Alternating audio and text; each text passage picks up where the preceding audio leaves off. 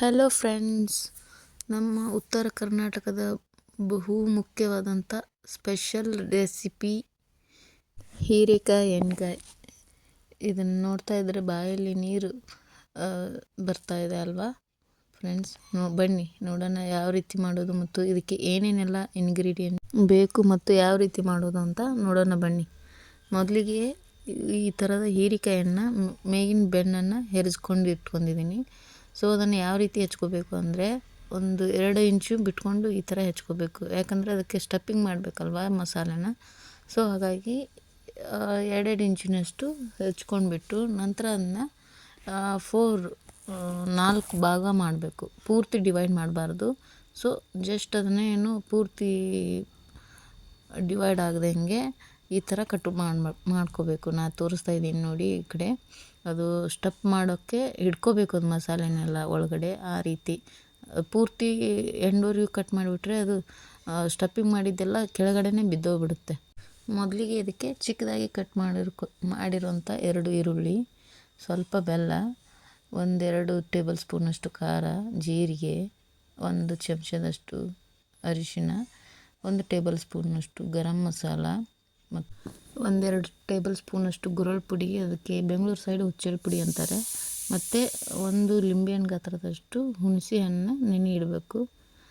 ಮೊದಲಿಗೆ ಒಂದು ಪ್ಲೇಟ್ನ ತೊಗೊಂಡ್ಬಿಟ್ಟು ಅದರಲ್ಲಿ ಎಲ್ಲ ಮಸಾಲೆನ ಎತ್ತಿಟ್ಕೊಂಡಿದ್ದೀವಲ್ವ, ಈರುಳ್ಳಿ, ಗುರಳ್ ಪುಡಿ, ಬೆಲ್ಲ, ರುಚಿಗೆ ತಕ್ಕಷ್ಟು ಬೆಲ್ಲ, ಖಾರ, ಅರಿಶಿನ, ಜೀರಿಗೆ ಮತ್ತು ಗರಂ ಮಸಾಲ ಇದನ್ನೆಲ್ಲ ಒಂದು ಪ್ಲೇಟಲ್ಲೇ ಹಾಕ್ಕೊಂಡ್ಬಿಟ್ಟು ಈ ಥರ.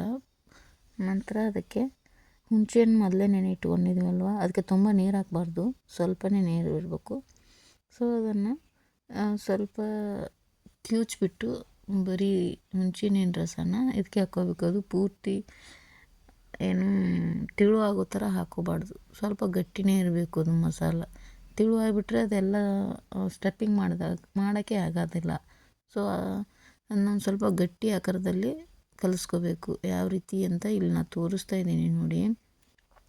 ಹುಣಸೆ ಹಣ್ಣನ್ನು ಸ್ವಲ್ಪನೇ ಹಿಂಡ್ಕೋಬೇಕು, ಅದಕ್ಕೆ ಎಷ್ಟು ಬೇಕೋ ಅಷ್ಟು ಹಿಂಡ್ಕೊಂಡ್ಬಿಟ್ಟು ಅದನ್ನ ಕಲಿಸ್ಕೋಬೇಕು. ಎಲ್ಲನೂ ಪ್ರತಿಯೊಂದು ಅದರಲ್ಲಿ ಬೆಲ್ಲ ಎಲ್ಲ ಹಾಕಿದ್ದೀವಲ್ವ.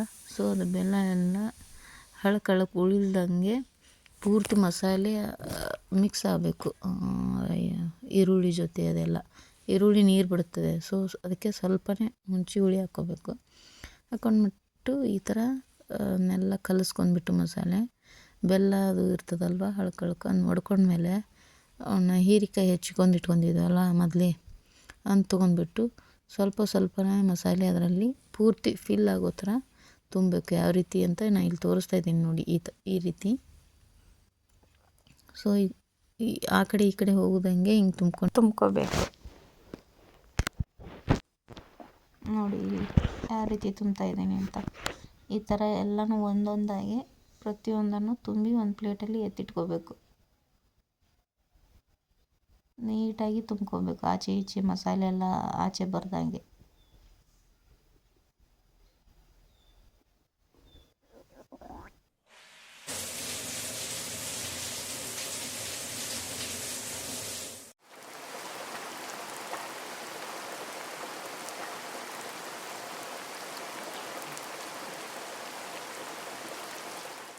ನೋಡಿ ಇವಾಗ ಈ ಥರ ತುಂಬಿಟ್ಕೊಂಡಿದ್ದೀನಿ. ಇವಾಗ ಗ್ಯಾಸ್ನ ಆನ್ ಮಾಡಿಕೊಂಡು ಒಂದು ಪ್ಯಾನ್ ಇಟ್ಕೊಂಡು ಅದರಲ್ಲಿ 4-5 ಟೇಬಲ್ ಸ್ಪೂನಷ್ಟು ಎಣ್ಣೆ ಹಾಕೋರಿ. ಯಾಕಂದರೆ ಇದು ಎಣ್ಗಾಯಿ ಅಲ್ವಾ, ಸೊ ಸ್ವಲ್ಪ ಎಣ್ಣೆ ಜಾಸ್ತಿ ಇರಬೇಕು. 5 ಟೇಬಲ್ ಸ್ಪೂನಷ್ಟು ಎಣ್ಣೆನ ಹಾಕ್ಕೊಂಡ್ಬಿಟ್ಟು ಅದಕ್ಕಾದ ನಂತರ ಅದಕ್ಕೆ 1 ಚಿಟಿಕೆಯಷ್ಟು ಸಾಸಿವೆ, 1 ಚಿಟಿಕೆಯಷ್ಟು ಜೀರಿಗೆ ಹಾಕ್ಕೊಳ್ಳಿ. ಒಂದು ಸ್ವಲ್ಪ ಅದು ಚಟ್ಪಟ್ ಅಂತ ಸಿಡಿಬೇಕು. ನಂತರ ಅವಾಗ ಇದಕ್ಕೆ ನಾವು ತುಂಬಿಟ್ಕೊಂಡಿರ್ತೀವಲ್ವ ಅದನ್ನ ಹೀರೆಕಾಯಿನ ಈ ಥರ 1 by 1 ಒಂದೊಂದಾಗಿ ಇಟ್ಕೋಬೇಕು. ಒಮ್ಮೆಲೆ ಸುರುವುದರಿಂದ ಅದರಲ್ಲಿ ಸ್ಟಫಿಂಗ್ ಮಾಡಿರುವಂಥ ಮಸಾಲೆ ಎಲ್ಲ ಆಚೆ ಎಲ್ಲ ಬೀಳೋ ಸಾಧ್ಯತೆ ಇರ್ತದೆ. ಸೊ ಈ ಥರ ಎಣ್ಣೆಯಲ್ಲಿ ಅದು ಫ್ರೈ ಆಗಬೇಕು. ಸೊ ಹಾಗಾಗಿ ಅದನ್ನ ಒಂದೊಂದಾಗಿ ಈ ಥರ ಎಣ್ಣೆಯಲ್ಲಿ ಇಡಬೇಕು. ಈ ಥರ ಇಟ್ಟು ಅದು ಸ್ವಲ್ಪ ಬಾಯ್ಲ್ ಆಗಬೇಕು ಎಣ್ಣೆಯಲ್ಲೇ. ಕೆಳಗಿಂದೆಲ್ಲ ಅದು ಬಾಯ್ಲ್ ಆಗೋವರೆಗೂ ಅದನ್ನ ಸ್ಪೂನಿಂದ ಶೇಕ್ ಮಾಡಬಾರ್ದು, ಅದನ್ನು ಅಷ್ಟೇ ಬಿಡಬೇಕು. ಒಂದು ಸ್ವಲ್ಪ 1-2 ನಿಮಿಷ ಆದರೂ ಅದು ಬೆಂದ್ಕೋಬೇಕು ಒಂದು ಮೈ. ನಂತರ ಅದು ಬೆಂದ್ಕೊಂಡ್ಮೇಲೆ ಅದನ್ನು ಸ್ಪೂನಿಂದ ತಿರ್ಗಾ ಹೊಳಿಸ್ಬೇಕು, ನಿಧಾನಕ್ಕೆ ಹೊಳಿಸ್ಬೇಕು. ಯಾವ ರೀತಿ ಅಂತ ಇಲ್ಲಿ ನೋಡಿ, ಇಲ್ಲಿ ನಿಧಾನಕ್ಕೆ ಒಂದೊಂದಾಗಿ ಈ ಥರ ಹೊಳಿಸ್ಕೋಬೇಕು. ನಾವು ಡೈಲಿ ಪಲ್ಯ ಅಥವಾ ಇವನ್ನ ಫ್ರೈ ಮಾಡುವಾಗ ಎಷ್ಟೊಂದು ಸ್ಪೀಡಾಗಿ ಮಾಡ್ತೀವಲ್ವ, ಆ ಥರ ಮಾಡಬಾರ್ದು. ಈ ಥರ ನಿಧಾನ, ಯಾಕಂದರೆ ಈ ಥರ ನಿಧಾನ ಮಾಡೋದ್ರಿಂದ ಅದರೊಳಗಿರೋ ಸ್ಟಫ್ ಮಾಡಿರುವಂಥದ್ದು ಮಸಾಲೆ ಎಲ್ಲ ಕೆಳಗಡೆ ಬೀಳೋದಿಲ್ಲ. ಅದನ್ನ ಸ್ಪೀಡಾಗಿ ಮೂವ್ ಮಾಡೋದ್ರಿಂದ ಅದರಲ್ಲಿರೋ ಮಸಾಲೆ ಎಲ್ಲ ಕೆಳಗಡೆ ಆಚೆ ಈಚೆ ಹೋಗ್ಬಿಟ್ಟು ಆ ಹೀರೆಕಾಯಲ್ಲಿ ಏನು ಉಳಿಯೋದೇ ಇಲ್ಲ.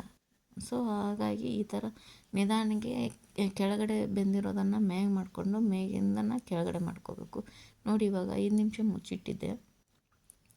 ಮುಚ್ಚಿಟ್ಟಿದ ನಂತರ ಈ ಥರ ಬೆಂದಿದೆ. ಅದಕ್ಕೆ ಈ ಥರ ಬೆಂದಮೇಲೆ ಅದಕ್ಕೆ ಈ ಕಡೆ ಒಂದು ಪ್ಲೇಟಲ್ಲಿ ಮಸಾಲೆ ಕಲಿಸ್ಕೊಂಡಿದ್ವಲ್ವ, ಅದನ್ನ ವೇಸ್ಟ್ ಮಾಡೋಕ್ಕೆ ಹೋಗಬೇಡಿ, ಅದರಲ್ಲಿ ಉಳಿದಿರ್ತದಲ್ವ. ಸೊ ಅದನ್ನು ಒಂದು ಸ್ವಲ್ಪ ನೀರು ಹಾಕಿ ಇಡಿ ಅನ್ನೋ ಪ್ಲೇಟ್ನ ನೀರು ಹಾಕಿ ಅದರಲ್ಲಿರೋ ಮಸಾಲೆನೆಲ್ಲ ಇದಕ್ಕೆ ಹಾಕಬೇಕು. ನೋಡಿ ಇಲ್ಲಿ ಯಾವ ರೀತಿ ಅಂತ ತೋರಿಸ್ತಾ ಇದ್ದೀನಿ.